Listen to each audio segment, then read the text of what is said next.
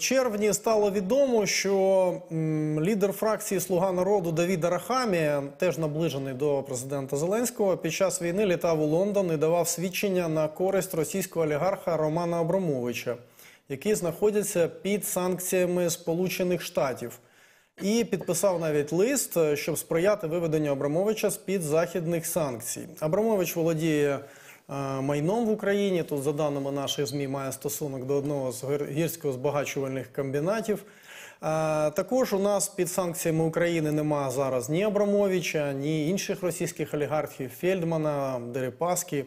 Скажіть, будь ласка, як ви ставитесь до такого, як підтримка представниками української влади під час війни деяких російських олігархів, які знаходяться під санкціями США?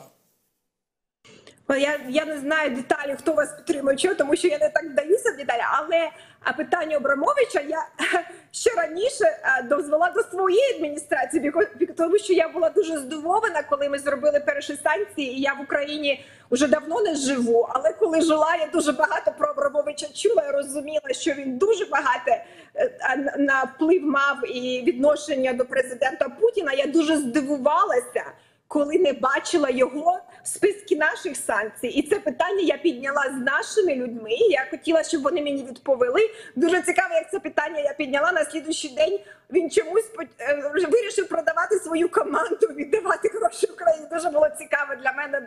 Але це таке. Тобто вони повинні, я ці питання повинна піднімати. І я відповідаю за санкції нашої країни. І ми зараз даємо закон, який, що я вважаю, що сподіваюся, що буде дуже швидше деякі санкції, тому що я вважаю, що неефективно зараз. Навіть санкції ми дозволяємо з деякими санкції я не знаю, як це сказати правильно, loophole, тобто для Росії, щоб вони могли ці санкції обходити. Да. Тому я вважаю, що там є проблема. Ми деякі зараз на bipartisan зараз, щоб деякі питання вирішити. Я сподіваюся, що це може бути нашого оборонного Defense Bill, законодавства, яке ми зараз робимо, і я вважаю, це питання повинно вирішити. Але я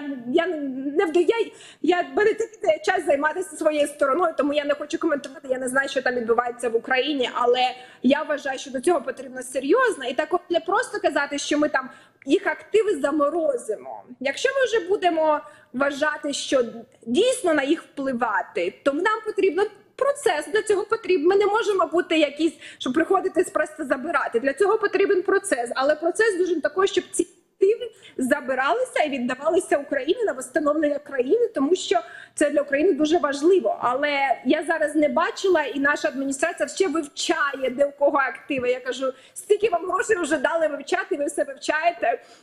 Я думаю, що можна швидше вивчити, чи вони вивчають, у кого десь знаходиться що.